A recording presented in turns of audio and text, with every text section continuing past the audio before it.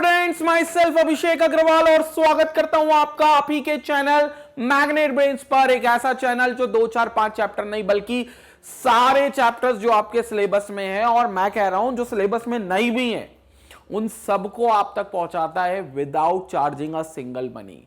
Quality education दी जाती है एब्सोल्युटली फ्री ऑफ कॉस्ट। स्वागत करता हूं ऐसे चैनल पर। और क्लास 10th केमिस्ट्री का जो 4th chapter carbon and it's compounds में हम लोग बात कर रहे हैं, जिसमें सम इंपॉर्टेंट कंपाउंड्स की कैटेगरी को हम देख रहे थे, और इसमें हम इथेनॉल पहले ही देख चुके हैं। तो इस वीडियो में आइए बात करते हैं एक और इंपॉर्टेंट कंपाउंड जिसका नाम है इथेनोइक एसिड।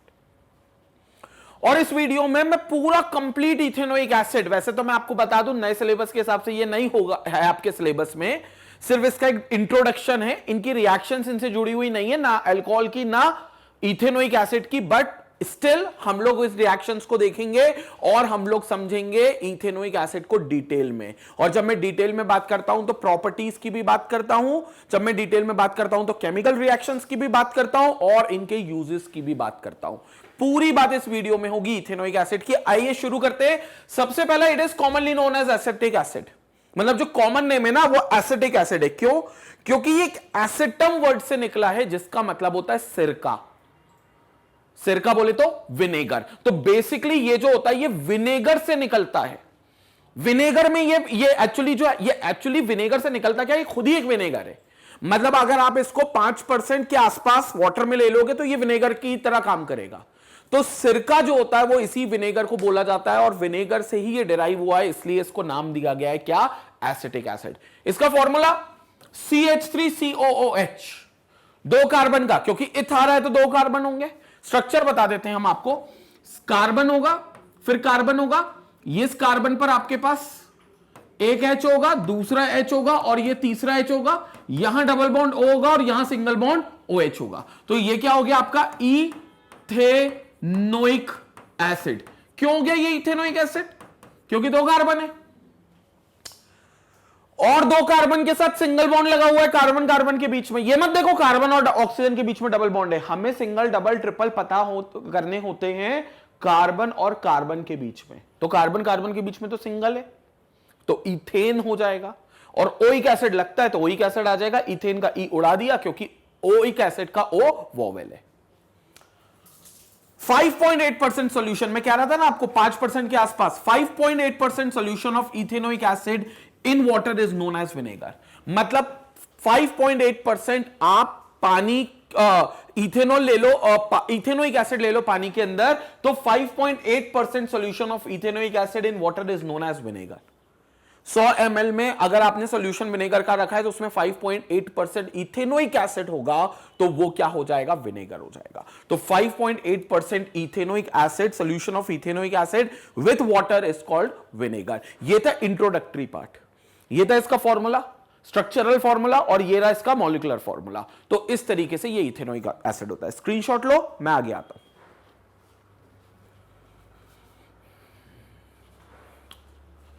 तो ये बात हो गई किसकी, इंट्रोडक्शन की, किसके, इथेनोइक एसिड की। अब देखते हैं कुछ physical properties of ethanoic acid को, कि भैया फिजिकल प्रॉपर्टीज क्या होती है, फिजिकल कैरेक्टरिस्टिक्स क्या होते हैं इथेनोइक एसिड के। तो पहला इसका मेल्टिंग पॉइंट 290 केल्विन है, बिल्कुल याद रखने की जरूरत नहीं है, बट यस 290 केल्विन इसको आप इसका मेल्टिंग पॉइंट मान सकते हो। लेकिन जैसे आपको लग रहा है कि 290 केल्विन कोई बहुत बड़ा टेम्परेचर नहीं है, मतलब 290 पर आकर मेल्ट करेगा, मतलब उससे पहले तो क्या रहेगा, सॉलिड ही रहेगा।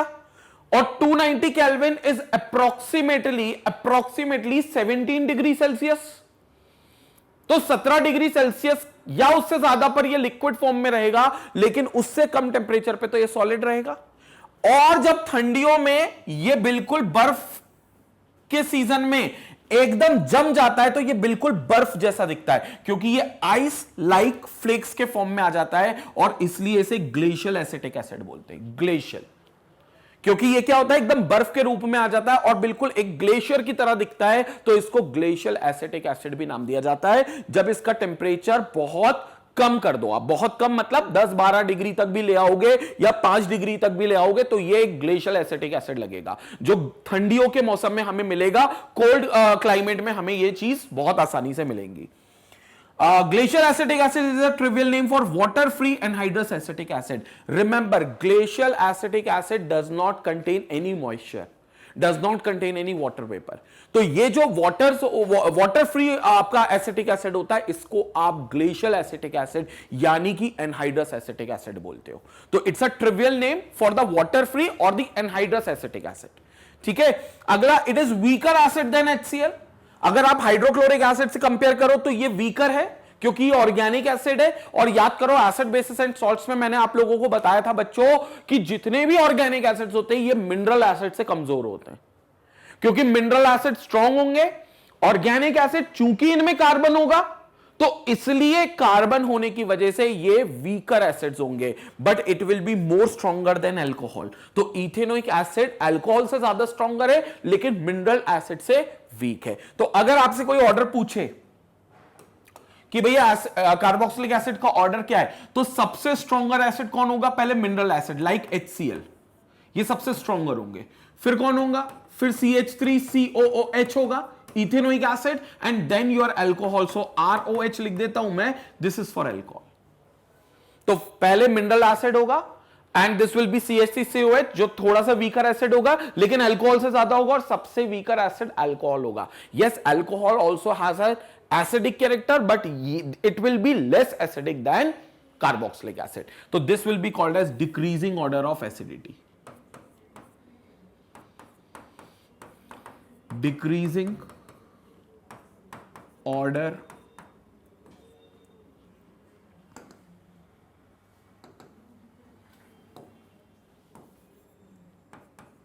of acidity. So this is called decreasing order of acidity. Clear हो गया?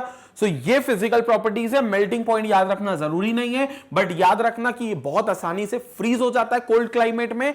ठंडी के मौसम में ये जल्दी से फ्रीज हो जाता है और अपने आप को एक बर्फ लाइक स्ट्रक्चर में कन्वर्ट कर लेता है, जिसकी वजह से इसका नाम पड़ गया ग्लेशियल एसिटिक एसिड. क्लियर हो गया? स्क्रीनशॉट लो. अब बात करेंगे केमिकल रिएक्शंस की.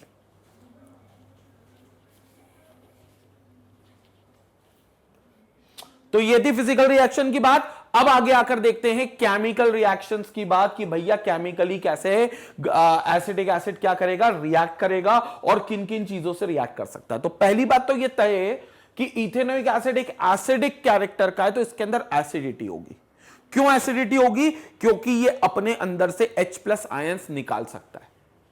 याद करो, एसिड बेसिस एंड सॉल्ट्स में मैंने क्लियर कहा था, कोई भी कंपाउंड जो पानी में जाएगा, अगर वो कंपाउंड पानी में जाने के बाद अपने अंदर से H+ आयन, जिसको आप हाइड्रोनियम आयन भी बोलते हो, अगर वो रिलीज कर सके तो वो एसिड कहलाएगा. सेम चीज इथेनोइक एसिड भी करेगा. बट ये बात है कि डिसोसिएशन ऑफ इथेनोइक एसिड 100% नहीं होगा. मतलब आपने जितने इथेनोइक एसिड के मॉलिक्यूल्स लिए, सारे मॉलिक्यूल्स पानी में जाकर H+ आयंस नहीं निकालेंगे. बहुत सारे निकालेंगे लेकिन कुछ रह जाएंगे, और कुछ रह जाने की वजह से ही इथेनोइक एसिड वीक एसिड की कैटेगरी में आएगा. And that's because it is an organic acid. सिर्फ इस वजह से. तो क्या होगा देखेंगे अपन. ऑर्गेनिक एसिड में क्यों वीकर एसिड्स होते हैं, कार्बन की कहानी, ये सब मैं आपको एसिड बेसिस एंड सॉल्ट्स में बहुत डिटेल में स्ट्रेंथ ऑफ एसिड वाले वीडियो में बता चुका हूं. अगर आपने नहीं देखा है तो स्ट्रेंथ ऑफ एसिड वाले वीडियो को एक बार जरूर देखिएगा. अभी यहां पर बात करते, जब इथेनोइक एसिड की बात की जाती है तो CH3 C double bond O single bond OH, कुछ ऐसा स्ट्रक्चर होता है इसका. तो it will B C double bond O and COH. सो ये वाला स्ट्रक्चर आपको इसका मिलेगा. अब आप देखोगे ये जो हाइड्रोजन है, this can be considered as an active hydrogen. क्यों एक्टिव हाइड्रोजन? क्योंकि ये हाइड्रोजन का लुटना तय है. क्यों लुटना तय है? क्योंकि ये एक चोर के साथ लगा है. कौन सा चोर? ऑक्सीजन, जो दुनिया का दूसरे नंबर का चोर है. ये it is the second most electronegative element. So I can consider it to be a second most electro negative element.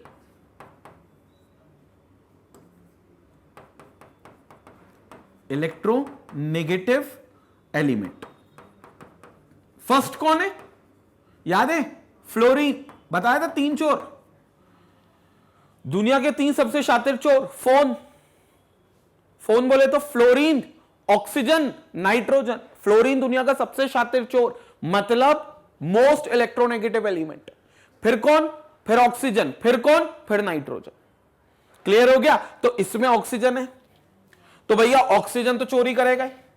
तो ऑक्सीजन बोलेगा अपना इलेक्ट्रॉन तो मैं लेकर चला ही जाऊंगा, हाइड्रोजन बेटा तुम्हारा भी इलेक्ट्रॉन लेकर निकल लूंगा। तो हाइड्रोजन से जैसे ही इलेक्ट्रॉन ऑक्सीजन की तरफ आएगा, ऑक्सीजन पे एक नेगेटिव चार्ज आएगा और हाइड्रोजन पर एक पॉजिटिव चार्ज आएगा और हाइड्रोजन H पॉजिटिव बनाकर निकल जाएगा। क्योंकि ये पॉजिटिव बनाकर निकल रहा है H पॉजिटिव, तो अर्हेनियस साहब ने कहा था दुनिया की वो कोई भी चीज जो पानी के अंदर, क्योंकि ये चोरी जो होगी पानी के अंदर ही होगी, याद रखना जितनी चोरी चमारी की चीजें हैं ये सब पानी के अंदर होती हैं। तो ये चोरी भी कहां होगी, पानी के अंदर। तो पानी के अंदर निकल जाएगा कौन, H+। और अर्हेनियस साहब ने ये बात बोली थी कि जो कोई भी पानी के अंदर अगर आपको H+ आयंस दे दे, उसको आप क्या घोषित कर दोगे, एसिड घोषित कर दोगे। तो yes, it will be an acid.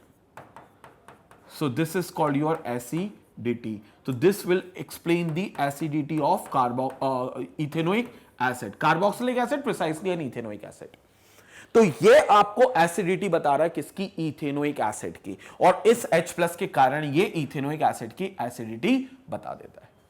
Clear हो गया। हालांकि अगेन कार्बन होने की वजह से 100% एसोसिएशन नहीं हो पाता। इसकी केमिस्ट्री हम 11th क्लास में डिटेल में पढ़ेंगे। लेकिन अगर कोई पूछे इथेनोइक एसिड एसिड है, तो बिल्कुल हां है, लेकिन ये वीक एसिड है। बीइंग एन ऑर्गेनिक एसिड ये वीकर एसिड है। वीकर देन हुम, वीकर देन दी मिनरल एसिड्स। तो ये बात याद रखिएगा। But again stronger than the alcohol. Alcohol भी एसिड है क्योंकि उसमें भी H और R O लगा हुआ है, लेकिन वहां पर ये ज्यादा स्ट्रॉन्गर एसिड है अल्कोहल से, लेकिन मिनरल एसिड से इथेनोइक एसिड वीक होता है। स्क्रीनशॉट लें, फिर आगे और रिएक्शन को समझेंगे।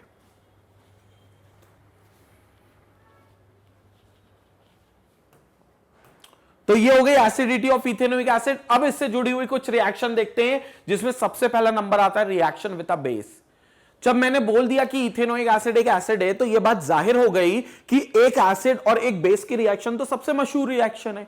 सबसे अच्छी रिएक्शन होती किसकी, एक एसिड की और एक बेस की। तो हम देखना चाहते हैं कि क्या भैया हमारा इथेनोइक एसिड भी किसी बेस से रिएक्ट करता है। तो बिल्कुल करता है, कर भी देख लेते हैं कि बनाएगा क्या। याद है एसिड और बेस क्या बनाते हैं, एसिड बेसिस एंड सॉल्ट्स में मैंने बताया था न्यूट्रलाइजेशन रिएक्शन होती है, जिसमें 2 चीजें बनना कंपलसरी है, एक बनेगा सॉल्ट और एक बनेगा water. So it will form salt plus water, ये रिएक्शन है। सेम हम इथेनोइक एसिड के साथ कर लेते हैं। इथेनोइक एसिड बोले तो CH3COOH, ये हो गया हमारा कौन, इथेनोइक एसिड। प्लस इसकी रिएक्शन किससे कर रहे हैं, बेस के साथ। बेस ले लेते हैं सोडियम हाइड्रोक्साइड। तो ये आपका इथेनोइक एसिड और ये सोडियम हाइड्रोक्साइड एक base. So this is ethanoic acid and this is a base. So this is a base. Now क्या होगा रिएक्शन में, ये जो आपको OH ये दिख रहा है NaOH, इसमें से OH रिलीज होगा क्योंकि बेस का काम है OH रिलीज करना और एसिड का काम है H रिलीज करना। तो ये H ले जाएगा और ये OH ले जाएगा, मतलब रिएक्शन में क्या निकल जाएगा, वाटर। न्यूट्रलाइजेशन रिएक्शन है तो तय है वाटर का निकलना, तो भैया वाटर तो निकल गया, ये बन गया आपका H2O। क्लियर हो गया। तो ये आपका H2O बन गया। क्या बच गया, जो बच गया उसको साथ में लिख दो, CH3COO और Na। हालांकि इसको ऐसा भी देख लो, OH जाएगा तो माइनस चार्ज जाएगा तो Na पे प्लस बना जाएगा, और H जाएगा तो प्लस साइन लेकर जाएगा तो O को माइनस बना जाएगा। तो ये O का माइनस इस Na प्लस से रिएक्ट कर जाएगा, माइनस प्लस से, और OH का जो माइनस है वो OH का माइनस H प्लस से रिएक्ट कर जाएगा। तो OH माइनस H प्लस से जाएगा, H2O बन गया, HOH HOH H2O बन गया। क्या बचा, CH3CO negative and Na positive. तो रिएक्शन में क्या बन गया हमारे पास, सॉल्ट बन गया CH3COONA,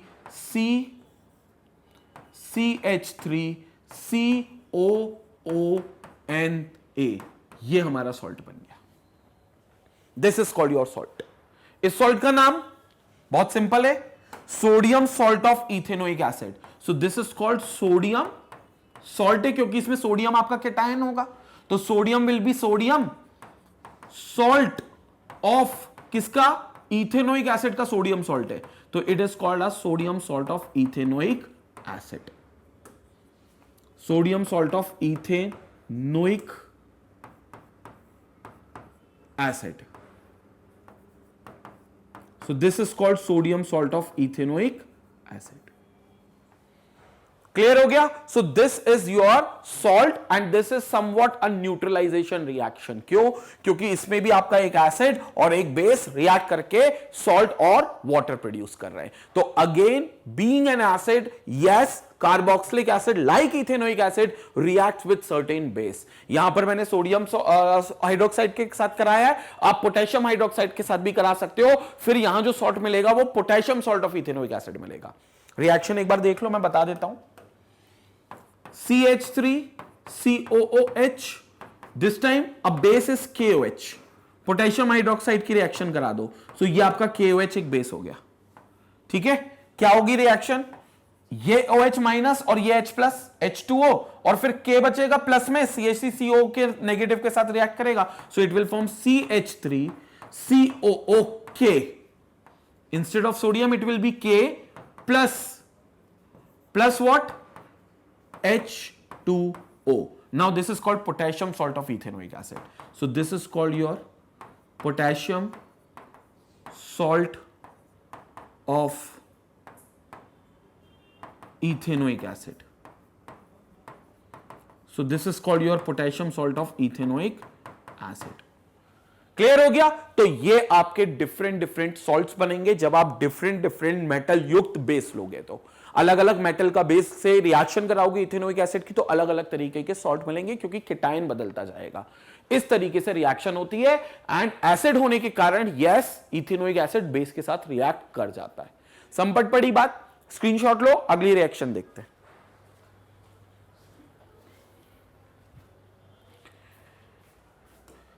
अब इसी कैटेगरी में अगली रिएक्शन आती है, सबसे इंपॉर्टेंट रिएक्शन इस चैप्टर की, जिसका नाम है ईस्टरिफिकेशन रिएक्शन. सबसे इंपॉर्टेंट रिएक्शन है, सबसे इंपॉर्टेंट. ईस्टरिफिकेशन रिएक्शन ऐसा नाम क्यों पड़ा मैं बता देता हूं, क्योंकि इस रिएक्शन में ईस्टर बन जाता है. Easter is produced in this reaction. Easter, अब ईस्टर होता क्या है, ईस्टर एक फ्रूटी स्मेलिंग कंपाउंड होता है, ऑर्गेनिक कंपाउंड है, कार्बन कंटेनिंग कंपाउंड है, और कार्बन कंटेनिंग इस कंपाउंड की फ्रूटी स्मेल होने के कारण ये जो ईस्टर है ये आपका परफ्यूम और डिओड्रेंट का इंपॉर्टेंट इंग्रेडिएंट हो जाता है. मतलब जितने भी परफ्यूम और जितने भी डिओड्रेंट्स आते हैं उसके अंदर फ्रेगनेंस जिस वजह से मेनली आती है, जिस कंपोनेंट की वजह से, वो कंपोनेंट होता है हमारा क्या, ईस्टर. तो वो जो कंपोनेंट है वो मेनली कौन है, ईस्टर होता है. और ईस्टरिफिकेशन रिएक्शन में बच्चों वही ईस्टर बनता है. कैसे बनता है आइए समझा दो. ये बनेगा जब आप carboxylic acid, precisely ethanoic acid ले रहे हैं. तो अभी मैं जनरली कार्बोक्सिलिक एसिड लिख देता हूं. जब आप कार्बोक्सिलिक एसिड की रिएक्शन किसी अल्कोहल से करो, तो क्या करो, कार्बोक्सिलिक एसिड की रिएक्शन किसी अल्कोहल से करो तो आपको ईस्टर मिल जाता है along with water. अब जाहिर सी बात है वाटर निकल रहा है. वैसे एसिड और बेस की कोई रिएक्शन तो है नहीं, लेकिन वाटर निकल रहा है, तो कोई तो होगा जो वाटर निकाल रहा है. वाटर निकालना इज कॉल्ड डिहाइड्रेशन. और डिहाइड्रेशन के लिए क्या जरूरी होता है, डिहाइड्रेटिंग एजेंट. तो इस रिएक्शन में हमें कोई डिहाइड्रेटिंग एजेंट यूज करना पड़ेगा, and that is none other than concentrated H2SO4. तो ये कंसंट्रेटेड H2SO4 जो है ये एक डिहाइड्रेटिंग एजेंट की तरह काम करेगा. कंसंट्रेटेड सल्फ्यूरिक एसिड, हमको पता है ये चीज, हम डिहाइड्रेशन ऑफ अल्कोहल में डिटेल में देख चुके हैं कि सल्फ्यूरिक एसिड कैसे डिहाइड्रेटिंग एजेंट की तरह काम कर सकता है. But yes, concentrated sulphuric acid water को रिमूव कराता है, इसलिए ये डिहाइड्रेटिंग एजेंट होगा. ठीक है. और प्रिसाइसली यहां तो हम किसकी बात कर रहे हैं, यहां हम रिएक्शन में बात कर रहे हैं इथेनोइक एसिड. कार्बोक्सिलिक एसिड जब अल्कोहल से मिलता है तो ईस्टर बना लेता है, लेकिन कौन सा कार्बोक्सिलिक एसिड? वैसे तो सारे ही बना लेते हैं, बट अभी हम किसके लिए कंसर्न हैं? अभी हम कंसर्न हैं इथेनोइक एसिड के लिए। तो हम इथेनोइक एसिड की बात करते हैं। तो यहां पर देखो CH3COOH, ये हो गया इथेनोइक एसिड। ठीक है, अल्कोहल, जब 2 कार्बन का एसिड लिया है तो अल्कोहल भी अपन 2 कार्बन का ही ले लेते हैं। मतलब आप लेना चाहो तो किसी और कार्बन का भी ले सकते हो, लेकिन स्टैंडर्ड रखते हैं करस्पॉन्डिंग, जिसलिए वर्ड का इस्तेमाल करते हैं। तो करस्पॉन्डिंग कार्बोक्सिलिक एसिड, करस्पॉन्डिंग अगर मतलब कार्बोक्सिलिक एसिड जितने कार्बन का है उतने ही कार्बन का अल्कोहल ले लेंगे तो एफिशिएंसी अच्छी हो जाएगी। तो कार्बोक्सिलिक एसिड CH3COH लिया है 2 कार्बन का, तो करस्पॉन्डिंग अल्कोहल लेंगे, यानी कि अल्कोहल भी 2 कार्बन का लेंगे। तो ले लेते कार्बन भी 2 अल्कोहल का, अल्कोहल भी 2 कार्बन का, C2, this will B C2H5OH। मैंने ऐसा लिख दिया, उसकी वजह है क्योंकि यहां से मैं कुछ एलिमिनेट करके बताऊंगा, वरना आप C2H5OH जैसे लिखते थे आप वैसा भी लिख सकते हो, बट मैं थोड़ा सा रिएक्शन एक्सप्लेन करना चाहता हूं इसलिए ऐसा लिख रहा हूं।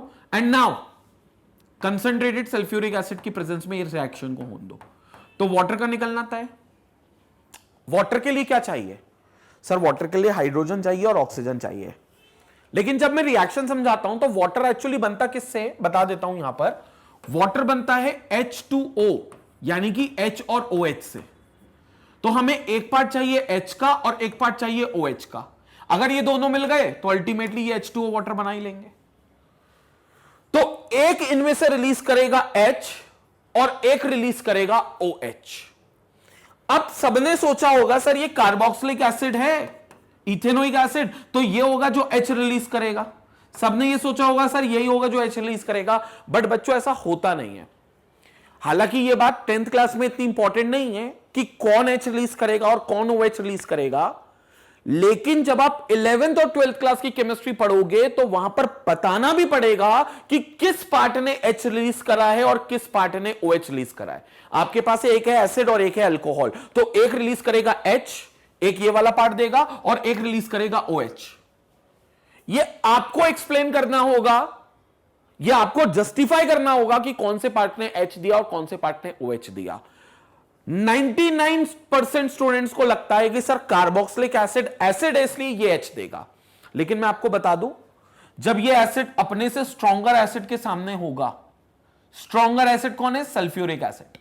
It is stronger because it's a mineral acid, whereas ethanoic acid is an organic acid, so it's a weaker. So ये स्ट्रॉन्ग एसिड है, इसके सामने वीकर एसिड एसिड की तरह नहीं बेस की तरह बिहेव करेगा। तो एक स्ट्रॉन्ग एसिड के सामने एक वीकर एसिड एक बेस की तरह काम करेगा, और बेस का काम है OH माइनस आयन को रिलीज करना, तो वो वीकर एसिड H प्लस ना रिलीज करते हुए OH माइनस आयन रिलीज करेगा। तो वो क्योंकि बेस की तरह काम करेगा, तो आपका जो इथेनोइक एसिड होगा वो बेस की तरह रिलीज करेगा, तो वो रिलीज करेगा OH। ये तो फिर अल्कोहल क्या रिलीज करेगा? अल्कोहल रिलीज करेगा H। हालांकि अगर आप इससे OH और इससे H भी ले लेते तो रिएक्शन के प्रोडक्ट में कोई अंतर नहीं पड़ता। वाटर तब भी निकलता, वाटर अब भी निकल रहा है, ईस्टर तब भी बनता, ईस्टर अभी भी बन रहा है। आप इससे OH निकाल लो, इससे H निकाल लो, इससे OH निकाल लो, इससे H निकाल लो, कोई फर्क नहीं पड़ता। लेकिन 11th-12th की केमिस्ट्री में आपको यह बताना पड़ेगा किससे H निकलता है, किससे OH निकलता है। तो मैं उस लिहाज से अभी आपको एक्सप्लेन कर देता हूं। अब ये क्यों निकलता है, इसके लिए इसका मैकेनिज्म समझना जरूरी है। वो मैकेनिज्म हम लोग 12th क्लास में ही देखेंगे, अभी नहीं है हमें मैकेनिज्म। लेकिन मैं आपको बता देता हूं, ये OH निकल गया और ये H निकल गया, ये निकल गया भैया। कौन निकल गया? H2O। तो लिख देता हूं मैं यहां सबसे पहले H2O, तो ये मैंने H2O लिख दिया, तो ये H2O लिख दिया, प्लस क्या बच गया? जो बचा उसको ध्यान से देख लो, CH3CO O C2H5। ये CO कैसा है इसके ऊपर?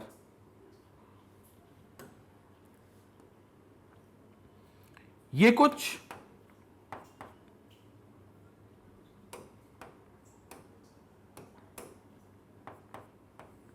ऐसा है, और यहां पर एक बॉन्ड था जो इसके साथ लगा था जो खत्म हो गया, तो ये बॉन्ड फ्री हो गया। ये वाला बॉन्ड किसके साथ जुड़ेगा? इस ऑक्सीजन के साथ, क्योंकि इस ऑक्सीजन का भी एक बॉन्ड था इसके साथ जो यहां से टूट गया।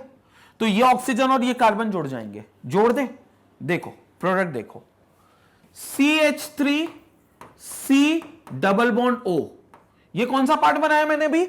ये वाला पार्ट बनाया, ये वाला पार्ट बनाया। किसके साथ जोड़ू? इसके साथ जोड़ दूं OC2H5 के साथ। देख लो इधर, यहां पर जुड़ेगा बॉन्ड, यहां पर जुड़ेगा O और फिर जुड़ेगा कौन? C2H5। बन गया आपका ईस्टर। ये होता है ईस्टर। क्लियर हो गया? इसका नाम, ये वाली अपन IUPAC में ईस्टर के नामकरण देख चुके हैं वैसे, तो उसी नाम को रूल्स को इस्तेमाल करके 2 कार्बन है तो इथाइल, और यहां भी 2 कार्बन है इथेनोएट, क्योंकि इसका जनरल नेम होता है एल्काइल एल्केनोएट, तो ये हो जाएगा इथाइल। एल्काइल क्योंकि 2 कार्बन है तो इथाइल इथेनोएट, तो ये बन जाएगा हमारा क्या? Ethyl ethanoate. तो ये हो गया इथाइल इथेनोएट। मुद्दा ये नहीं है कि इसका नाम क्या है, मुद्दा ये है कि ये है क्या है क्या? मतलब मुद्दा ये है कि ये एक्चुअली कंपाउंड क्या है। तो ये कंपाउंड एक ईस्टर है, इसको बोलते हैं Easter, which is formed from alcohol and carboxylic acid.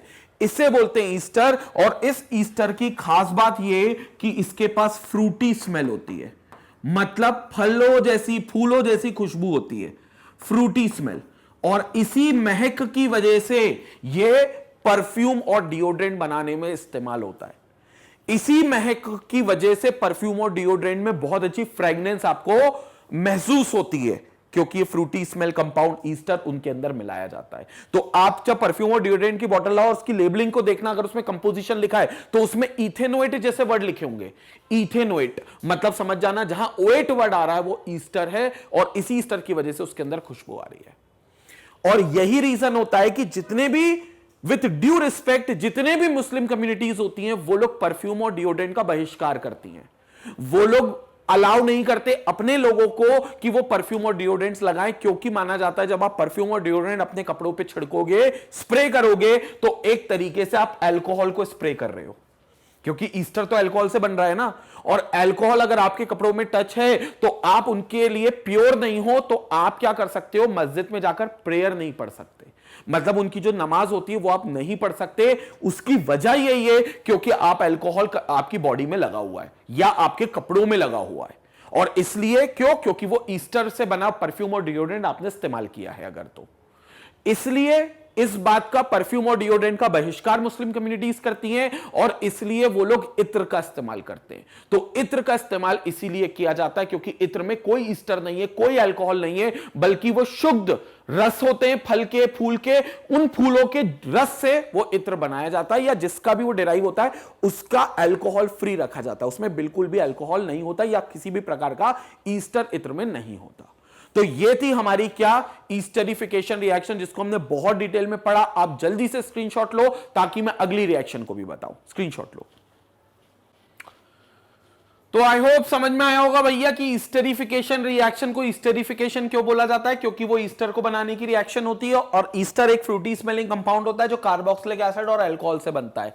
ये स्ट्रक्चर हमने बनाया है कि ईस्टर का, जो 2 कार्बन के इथेनोइक एसिड से और 2 कार्बन के अल्कोहल इथेनॉल से मिलकर बना है, जिसका नाम इथाइल इथेनोएट होता है। क्लियर हो गया? तो ये पार्ट जो है ये आपका ईस्टर देगा, जो परफ्यूम और डिओड्रेंट के लिए बहुत ही इंपॉर्टेंट इंग्रेडिएंट माना जाता है। अब आगे बात करते हैं, अगली रिएक्शन को देखते हैं। अगली रिएक्शन क्या है? Saponification reaction. सपोनिफिकेशन रिएक्शन, यह रिएक्शन भी बहुत इंपॉर्टेंट है, जिसमें हम सोप की प्रिपरेशन को देख सकते हैं कि भैया साबुन कैसे बनाया जा सकता है। सोप की मैन्युफैक्चरिंग को समझते हैं सपोनिफिकेशन। नाम से ही लग रहा है ना, सोप जैसा वर्ड आ रहा है, तो सपोनिफिकेशन रिएक्शन है। मतलब this reaction is used for the preparation of soap. So used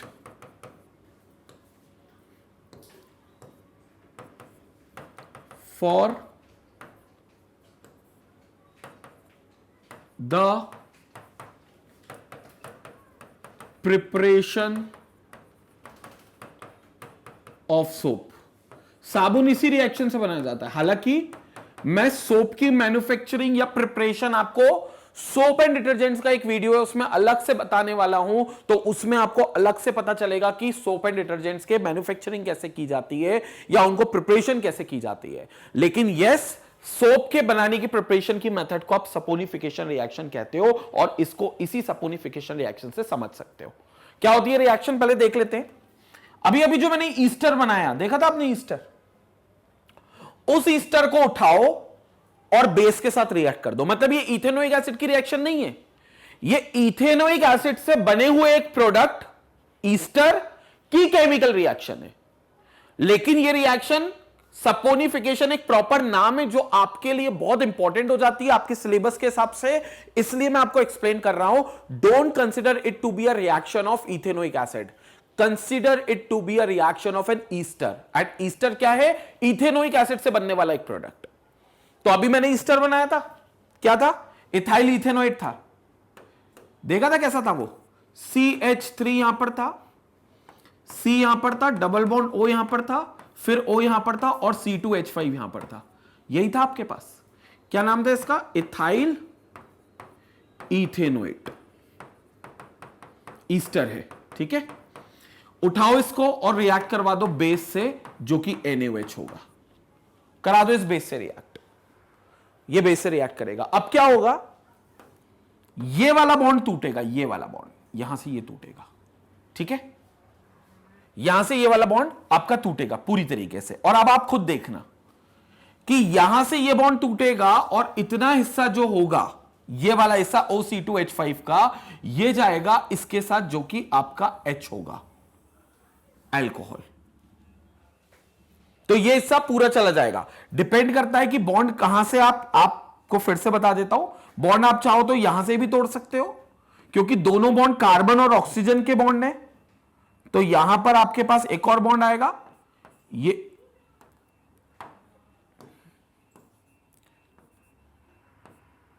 तो ये ऑक्सीजन का एक बॉन्ड आएगा यहां से। तो यहां से आप ये बॉन्ड तोड़ेंगे और ये बॉन्ड आपका OH ले लेगा। क्यों? क्योंकि NaOH एक बेस है तो वो OH निकालेगा। तो OH पे कौन सा चार्ज आएगा? माइनस। तो this OH will have a minus charge and this Na will have a plus charge. C2H5 O से जाएगा तो C2H5 will get a plus charge and this O will get a minus charge. तो ये plus किसके साथ जाएगा? इस OH minus के साथ जाएगा। क्या बना लेगा? देखें यहां पर, it will form C2H5OH। क्या है ये? इथेनॉल। ये अभी काम का नहीं है, ये सोप नहीं है, ये तो आपका इथेनॉल बन गया। प्लस देखो अब क्या बन रहा है इसके साथ? CH3COO माइनस और Na प्लस, बस मिला दो दोनों को।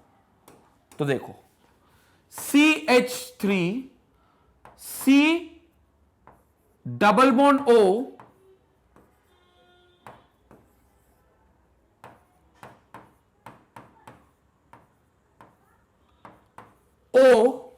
CH3C double bond O minus किसके साथ जाएगा?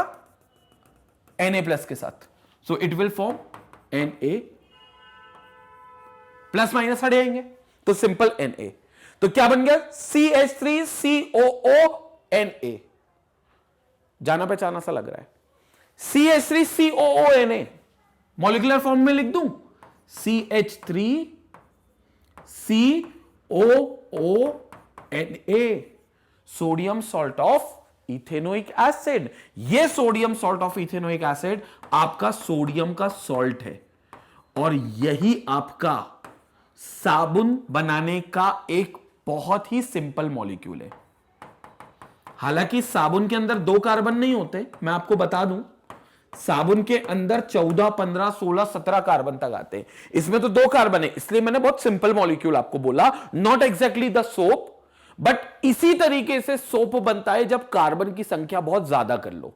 कार्बन की संख्या मतलब कितने कार्बन दिख रहे हैं? 2, हम कहते हैं 17 कार्बन कर लो तो वो बन जाएगा C17H35COONA, C18H37COONA। इस तरीके से आप कार्बन बढ़ाते जाओगे तो वो पूरी तरीके से सोप का स्ट्रक्चर बनता जाएगा और फिर वो एक प्रॉपर सोप होगा।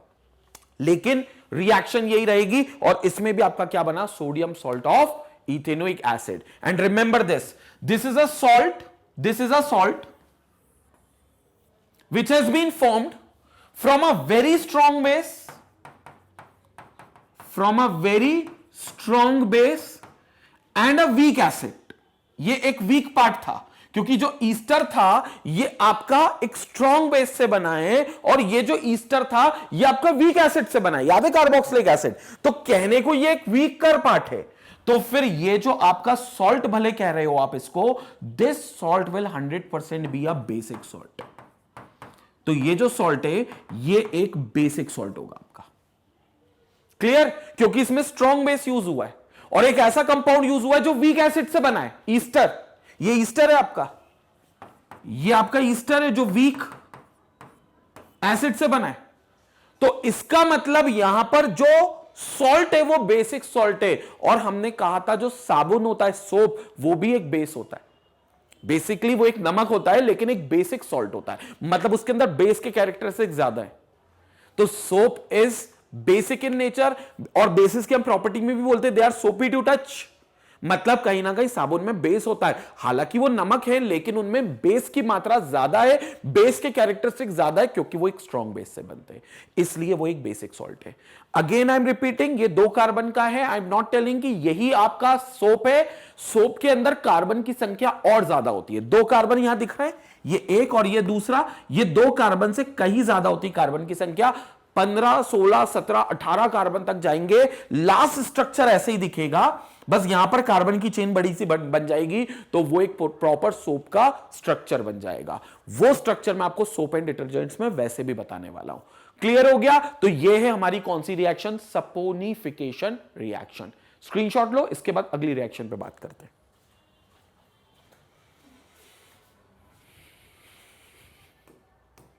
अब आते हैं अगली रिएक्शन पे बच्चों। अगली रिएक्शन है reaction with carbonates and bicarbonates. मतलब मेटल कार्बोनेट्स और मेटल बाइकार्बोनेट्स के साथ की रिएक्शन देखनी है तो क्या होगा? अब सिंपल सी बात है, अगेन जब इथेनोइक एसिड, रिएक्शन अब किसकी होगी? इथेनोइक एसिड की। जब इथेनोइक एसिड कार्बोनेट्स और बाइकार्बोनेट से रिएक्ट करेंगे तो वो अगेन जाकर सॉल्ट ही बनाएंगे, लेकिन इस बार कार्बन डाइऑक्साइड गैस रिलीज होगी। कैसे होगी, क्या होगा, समझते हैं। रिएक्शन देखते हैं पहले। इथेनोइक एसिड CH3 COOH, ये लिखा मैंने इथेनोइक एसिड। पहले किससे कराएं? कार्बोनेट से कराते हैं। और मैं एक काम करता हूं, कार्बोनेट, सोडियम कार्बोनेट इस्तेमाल करते हैं, Na2CO3। So they will react with Na2CO3, Na2CO3। ये आ गया सोडियम कार्बोनेट। अब यहां पर ध्यान से देखिएगा, यहां पर O और H के बीच का बॉन्ड है और यहां सोडियम है, तो सोडियम क्या करेंगे? इस बॉन्ड को रिप्लेस कर देगा, मतलब इस H को हटा देगा। ये जो H है इसको हटा देगा और Na खुद इसकी जगह पर जाकर लग जाएगा। तो क्या बन जाएगा? CH3 COONA। अगेन वही चीज, sodium salt of ethanoic acid. ये Na करेगा, और कितने Na हैं? 2 Na हैं, तो 2 बार ये चीज कर सकता है, मतलब हमारे पास ये 2 मॉलिक्यूल होंगे। So it will B 2। Clear? So it will B 2 molecules, 2 CH3 CONA। ये हट गया, ये Na आ गया, ये H निकलेगा। CO3 जैसे ही Na इसके साथ छोड़ेगा, CO3 स्टेबल होने की कोशिश करेंगे। CO3 तुरंत स्टेबल हो जाएंगे अगर एक ऑक्सीजन बाहर निकाल देते हैं तो। क्यों? क्योंकि CO3 अगर एक ऑक्सीजन बाहर निकालेगा तो खुद को क्या बना लेगा? CO2। तो Na तो भाग गया, CO3 बोलेगा भाई मैं अनस्टेबल हो रहा हूं क्योंकि मेरे साथ Na लगा था जो मुझे स्टेबल करता था। अब मैं एक काम करता हूं, एक ऑक्सीजन और निकाल लेता हूं, तो मैं CO2 नाम की गैस बनकर हवा में उड़ जाऊंगा। तो वो एक ऑक्सीजन निकाल लेगा। एक ऑक्सीजन यहां से निकला तो क्या बन गया? ये CO2। तो ये बन गया CO2। अब यहां से कौन निकला? O, और यहां से कौन निकले? H। कितने H निकलेंगे? 2 H निकलेंगे, क्योंकि 2 मॉलिक्यूल आपने लिए थे। कितने H निकलेंगे? 2 H। तो 2 H और 1 O, 2 H और 1 O, H2O। तो क्या बन गया? H2O। सो यहां पर आपका ये बना प्लस CO2 जो हवा में उड़ जाएगा, और यहां बन जाएगा कौन? H2O। So this will B H2O। Again the product, the main product is called sodium salt of ethanoic acid. So this is your sodium salt of ethanoic acid. तो ये आपका अगेन क्या बन गया, sodium salt of ethanoic acid बन गया। Clear हो गया। तो ये आपका sodium salt of ethanoic acid होता है। वैसे ही अगर बाइकार्बोनेट के साथ देखते तो ये तो आपका कार्बोनेट के साथ था। रिएक्शन की लेबलिंग कर देता हूं। दिस इज इथेनोइक एसिड, ये क्या था, सोडियम कार्बोनेट। तो ये आपका सोडियम कार्बोनेट के साथ था। इसी तरीके से हम बाइकार्बोनेट के साथ भी देख सकते हैं। तो अगली रिएक्शन में सोडियम बाइकार्बोनेट के साथ बता देता हूं आपको। नेक्स्ट रिएक्शन एक और देख लेते हैं, सोडियम बाइकार्बोनेट के साथ।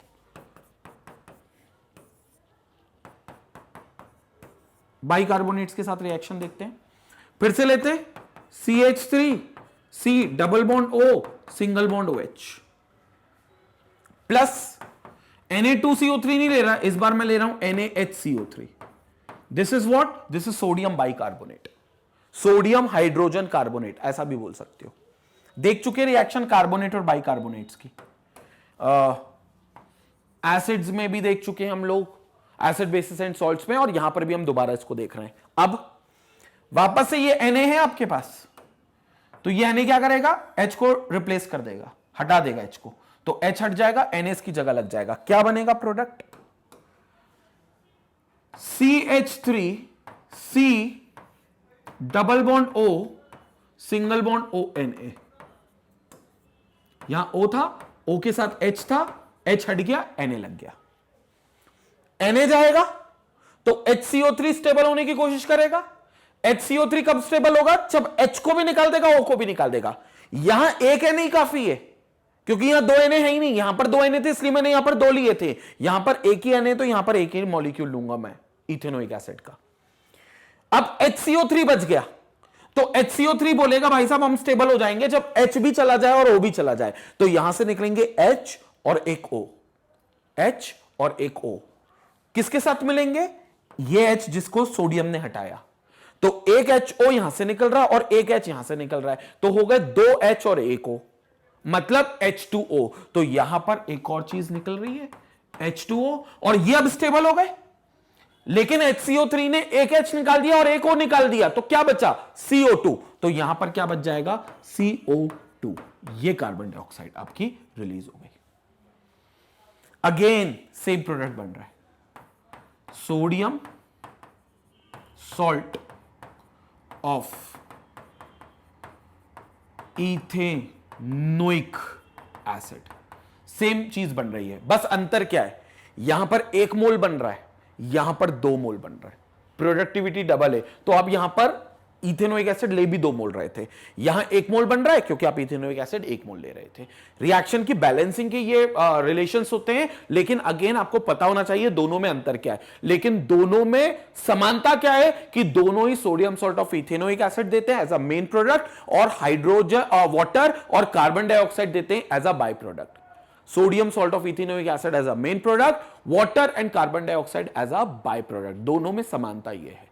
क्लियर हो गया। तो ये है स्टूडेंट क्या, आपकी इथेनोइक एसिड की रिएक्शन जो आप कार्बोनेट्स और बाइकार्बोनेट्स के साथ करते हो, जो मिलता है प्रोडक्ट वो है sodium salt of ethanoic acid.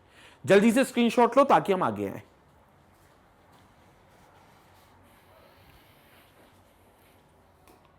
तो ये था हमारी reaction with carbonates and bicarbonates. और सारी रिएक्शंस को समझने के बाद अब बात करते हैं एसिटिक एसिड के यूजेस की। मतलब अभी तक हमने देखा था केमिकल प्रॉपर्टीज और सारी केमिकल रिएक्शन हमने देखी, जिसमें एसिटिक एसिड की सबसे इंपॉर्टेंट रिएक्शन 2 हैं, एक ईस्टरिफिकेशन और एक saponification. Saponification directly acetic acid की रिएक्शन नहीं है, वो ईस्टर की रिएक्शन बेस के साथ है, लेकिन ये ईस्टर जो है वो खुद इथेनोइक एसिड का डेरिवेटिव है, मतलब इथेनोइक एसिड से ही बना है, इसलिए ये दोनों रिएक्शंस बहुत इंपॉर्टेंट हो जाती है। अब बात करते हैं यूजेस ऑफ एसिटिक एसिड की। सिरका बनाने के काम आता है विनेगर। 5.8% अगर आप इथेनोइक एसिड पानी के साथ लेते हो तो ये विनेगर की तरह काम करता है, तो ये विनेगर माना जाता है। और it is widely use as a preservative in pickles. जितने भी अचार वचार आते हैं या जिसमें आपको लगता है कि ये चीजें समय के साथ सड़ सकती हैं और इसमें खट्टापन चलता है, तो उसमें आप सिरका डाल देते हो, उसमें आप विनेगर डाल देते हो एज अ प्रिजर्वेटिव। तो जितने भी पिकल्स होते हैं, जो मार्केट में आते हैं उसमें सिरका डाल दिया जाता है ताकि वो लोग 6 महीने 8 महीने तक रहें प्रिजर्व और खाने लायक बने रहें। तो वो पिकल्स की तरह पिकल्स को प्रिजर्व करने में भी इस्तेमाल हो सकता है and it is used for the synthesis of other compounds like Easter. Easter जैसे कंपाउंड जो बहुत जरूरी होते हैं, ईस्टर जैसे कंपाउंड को भी सिंथेसाइज यानी कि उनको बनाने के काम में भी आता है, उनकी प्रिपरेशन के काम में भी आता है। तो कई इंपॉर्टेंट कंपाउंड से को आप बना सकते हो इथेनोइक एसिड की सहायता से।